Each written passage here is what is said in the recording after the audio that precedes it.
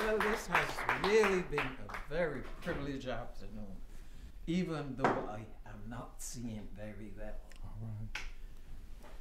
But I have a feeling he will step in and help me with my eyesight, because I am very, very close to losing my eyes right now. But this has really been a privilege to be able to be among all of you listening to your young people, bringing back a lot of memories.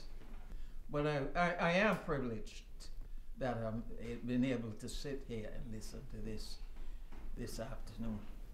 So carry on. Enjoy yourself. I know some of the issues that people have with Toni Morrison, because yes, she talks for the black community, but her language is not necessarily accessible to everyone in the black community. And you're right.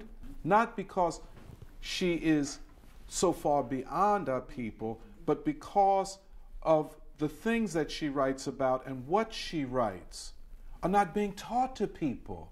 They're not going to teach her in the schools. We have to teach her in the churches, in the communities. And of course, a kid just starting out reading is going to have problems with all of Morrison's work. But we can tell them that narrative. Even if students can't read The Bluest Eye or Beloved, it's a story that we can tell them. You see what I'm saying? It is a story that we can tell them about this woman, Sethe, that killed her daughter so her daughter wouldn't be taken back into slavery. That's a story. Or Piccola, they know these characters. And then, of course, I think the music of Aretha Franklin interconnected to this and telling them who Aretha Franklin was, how she went from impoverishment, grew up in the bowels of this beautiful church of music, and how she has lived her life to use her gifts to uplift black people. Those narratives are very, very important, and the themes in Toni Morrison's novels, all of them, are just incredible. Even in The Bluest Eye, where the boys are taunting Piccola in the beginning, and she's saying they're just expressing their own self-hatred. Some of the things about Aretha and about Toni are based in pain. A lot of Definitely. And a lot of being able to read it and understand it, meaning we have to embrace our own pain. There's so much pain, but she writes it so beautifully. And she helps me to understand myself and understand my pain. I thought we were going to come here and we were going to get to the pathos of what makes these women great. Because that's what I get out of listening to Aretha, and that's what I get out of reading Toni. This current generation, they feel the pain. I mean, talk about Precious. I mean, the kids are walking around with that book, and that book is just filled with pain. It's how we talk about the pain. But people don't create the space for the kids to talk about it and feel safe and use literature and art to do it. And so we found in the art class, when we taught art, that's where a lot of the stuff was coming up, particularly for young men. So the girls always had the space to talk about it. I'm very concerned about young black and Latino boys, because there is very little space for them to talk about the pain that they're feeling, and there's a lot of pain. But you know, like in Beloved, I also see the love.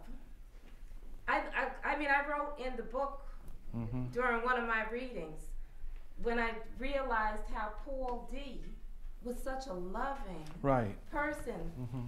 After all he had been through, he still was vulnerable. He still came in wanting to love. And I said, I wrote in the book, how did he do that? You know, how did he do it? Where did he find that? And then when you played Aretha and Curtis Mayfield, those lyrics, you don't write those lyrics out of a vacuum. They come from you. He is the reincarnation of Paul D. Because he too is a man. There's no way that Curtis Mayfield had an easy life. I mean, just the color of his skin. How the hell did he do it? How the hell did he come up with all this love? Those two artists soothe our pain. They talk about it. Toni writes about it in such an elegant way that you can see your way through. And Aretha, in that song that you played, God Will Take Care of You, there is a way to come through it. What I get from them is the will to survive and the will to keep loving. And that's it. That's what I get from all of that. We got to love. We got to keep loving. I think we have to look at all of this, all of these cultural products of black life as a part of a larger struggle in this new moment of our history, of world history.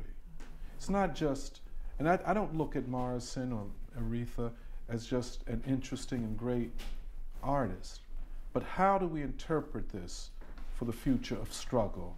I think this is what Nellie was getting to. I mean, how, in the same way that King interpreted all that he learned, and especially the Old and New Testaments, the prophets and so on, how he used that to inspire a new struggle, a new level of struggle for freedom. That's the way I look at it.